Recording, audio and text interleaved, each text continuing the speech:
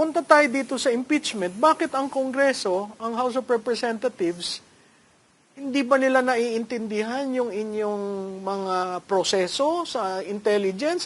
Bakit pa ilang beses sinasabi na kailangang malaman sino si Grace Piatos? Gusto nilang malaman, pati ba handler, pag reveal mo si Grace Piatos, pati handler, mapapareveal sa kanila? Maaring yung iba doon, alam din nila ng mga ibang congressman, hindi naman sila mga bobo eh. Yung iba naman, talagang naib, hindi nila alam talaga. No? Mostly po, transactions talaga dyan. On the ground is talagang cash basis po yan.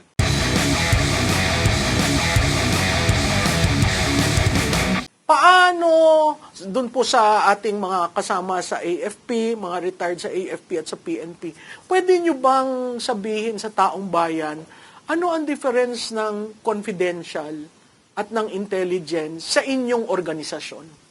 Well, ang intelligence fund, yan ay term na ginagamit sa armed forces at saka sa PNP.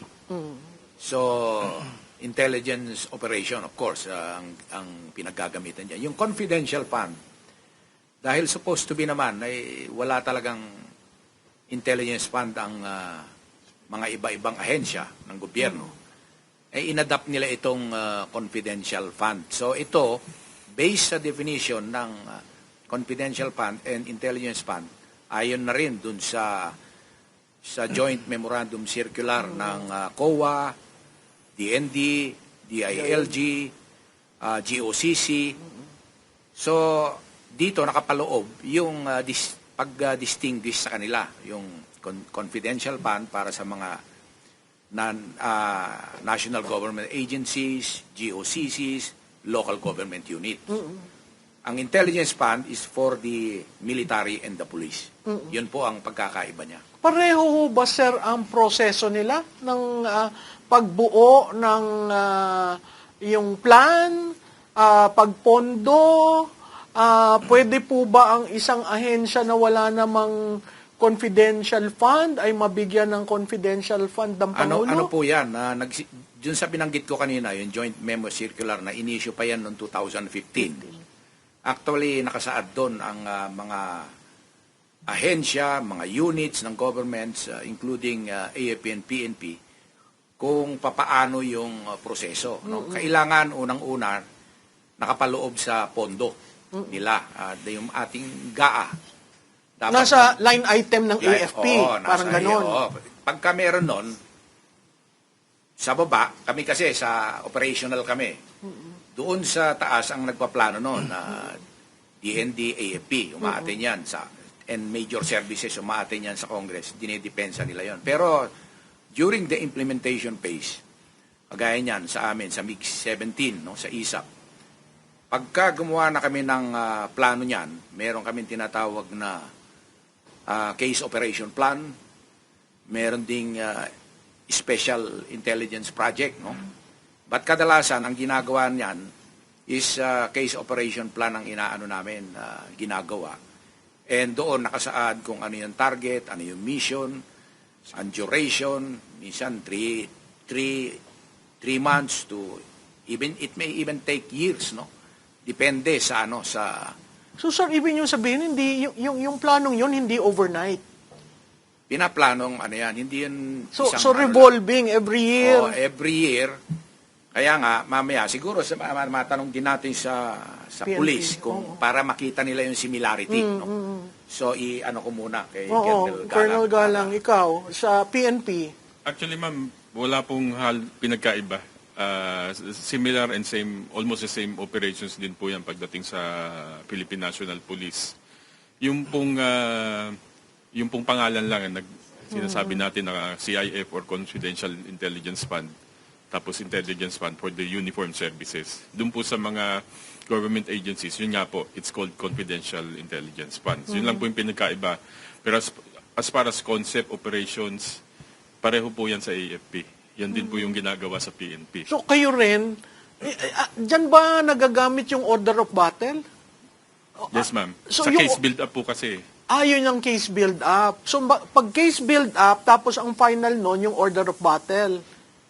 Iba rin yun. Pero ang sa intelligence fund, more on pag sinabing case operation plan,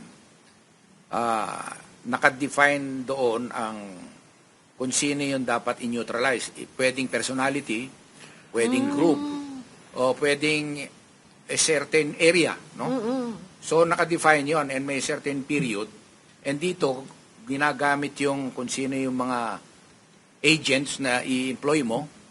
Mamaya ipapaliwanag ko siguro yon para hindi rin siguro along the way. So may mga yan na designated agents, sino yung supervisor at case officer. Yan sir yung ginagawa ng intelligence community. Oo, sa community, sa ground. Sa ground na yun kung paano i-implement. Kasi yung kaninang tinanong mo is more on the budgeting, no?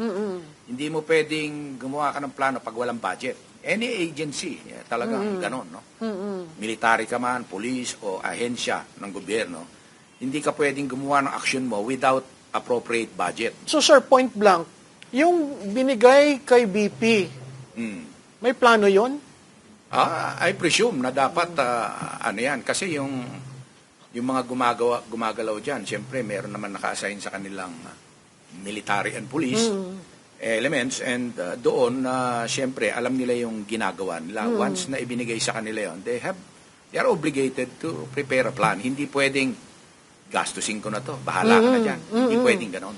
So yung konsepto na ginastos, binulsa at linagay sa bangko ng Vice Presidente, pwede ba sa CIF yon?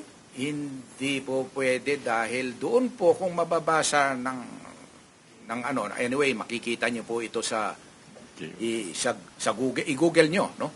Yung joint memorandum circular ng COA, DILG, GOCC at tsaka ng DND. So doon nakapaloob yun, na number 2015-01, no? Dated January 2015, no? Makikita niyo po doon yung proseso. Kaya imposible na magamit yon at maibulsa. Dahil kahit na confidential po yan, ino-audit po yan. May audit system po doon. Meron po ang chairperson ng COA, yung tinatawag na Intelligence and Confidential Fund Audit Unit. Yeah. So meron doon na kailangan isubmit yan ng ahensya.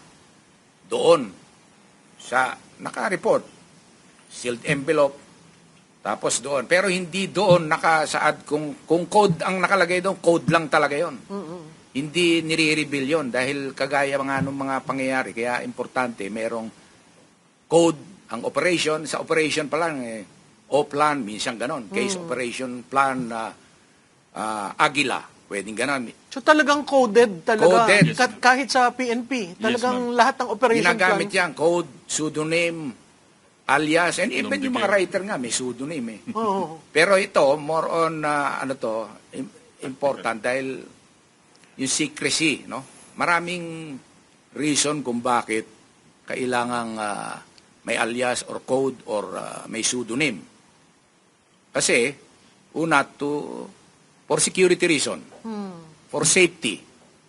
Kasi hindi mo pwedeng, ako mismo, nung naging, ako, commander ng MiG-17, meron akong code, ang code ko, Bravo, no? Code nyo? Oo, ako, Bravo. Kayo mismo, sir? Pero yung pseudonym ko, hindi ko pwedeng sabihin until now, hanggang ngayon. Kasi, dahil? Siyempre, meron akong mga ibang activities na ginamit ko yung pseudonym ko. So may mga covert operation, lahat naging intelligence chief, may mga code yan. Mga may marinig kayo dyan na iba-ibang pangalan. Sultan, Jasper. Pero ang nakakakilala lang, sir, yung mga katrabaho mo. Katrabaho. Oo. Hindi, kahit na i-report yan sa COA, hindi linalagay yun. Sino tong si... At hindi tinatanong ni COA na... Hindi tinatanong yun. Oo.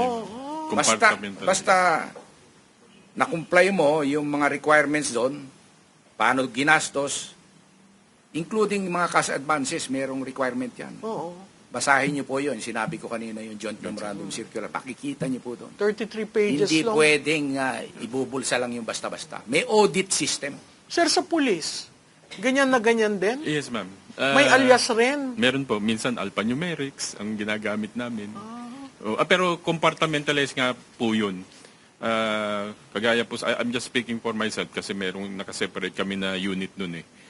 Kami po nun, we're under Rio 20, Regional Intelligence Office 20. Hindi ko pa sasabihin kung saang unit yun nakadeploy. So kahit yung mga ganyan, internally lang kayo ang nakakaalam. Yes, ma'am. So mahirap na ibuklat mo sa public ang lahat na ito, yung operational, wala pa nga tayo dun sa mga alias-alias, pero yung proseso ng AFP, proseso ng PNP, pagdating sa intelligence, talagang hindi Basta sinasabi. yan. May prinsipyo kaming sinusunod, yung tinatawag na the need to know basis. So doon sa ahensya mismo, halimbawa sa ISAP, hindi lahat doon nakakaalam din ng ng mga codes na yun. Parang pag mababa ang pay grade mo, hindi ka pwedeng magtanong. Need to know eh. Oo. Ay, kahit na hepe, minsan hindi, mas senior, hindi nila pwedeng alamin. Mas alam pa nung sarhento. Ayun, yung mga ganon. Sir, punta tayo dito sa impeachment. Bakit ang Kongreso, ang House of Representatives, hindi ba nila naiintindihan yung inyong mga proseso sa intelligence? Bakit pa ilang beses sinasabi na kailangang malaman sino si Grace Piatos? Gusto nilang malaman, pati ba handler, pag reveal mo si Grace Piatos, pati handler, mapapareveal sa kanila? Ayun na nga, yun yung mga ganon. Kasi maaring yung iba doon, alam din nila ng mga ibang congressman, hindi naman sila mga bobo eh. Yung iba naman, talagang naib, hindi nila alam talaga. No? Pero karamihan sa kanila, alam din nila yon. So yung paghahanap sa PSA ng mga pangalan na ito? Yung paghahanap na yun Optics. Propaganda, optics? Optics. Mahirap nang sabihin, no? Baka sabihin, ini-speculate natin. Pero hindi na dapat yun eh. Tsaka may audit system naman. Unqualified nga yung ng COAS doon sa Wala, sir, na audit na negative talaga when it comes to confidential and intelligence fund. Usually yan pumapasa. Usually, basta in compliance ka doon sa mga requirements. And the requirements, kung titignan mo, talagang properly accounted.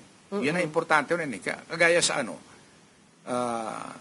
and even hindi confidential fund, kahit ano lang na budget, pagka ginamit mo yon, kailangan mo ng kung paano mong Liquidation. ma-liquidate. Iba yung na-obligate, iba yung na-liquidate. Yun pa ang problema ng iba eh. Hindi nila nadidistinguish yun.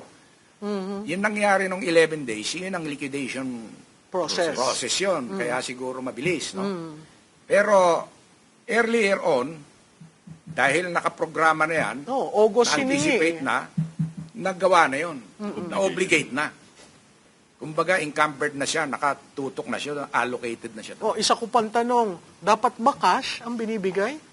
Ma'am, yun pagdating po kasi sa ganyang operations, siyempre ang iniiwasan po natin yung tinatawag natin na yung mga document traces, yung backtracking. So, marami pong transaction on the ground. Usually po, talagang cash basis yan. Para hindi po na-trace yan. Lalo-lalo na po security nung mga ating mga informants. So, security nung nagbigay ng cash at security nung tumanggap. Interesting yan, ha? Hindi, ma'am, kasi yun eh. Kumbaga, siyempre po, proteksyonan mo rin yung informant mo eh. Sa akin nga po yung experience ko when I was once a chief of police dun sa Bicol. I had informants who were former yung tinatawag na RR, mga rebel returnees. So ito pong mga tao na to, syempre tinutulungan niyo po yan. And you cannot give them yung merong documentation kasi makikita at malalaman kung sila tumutulong sa iyo hindi. So mostly po on transactions talaga diyan. On the ground is talagang cash basis po yan.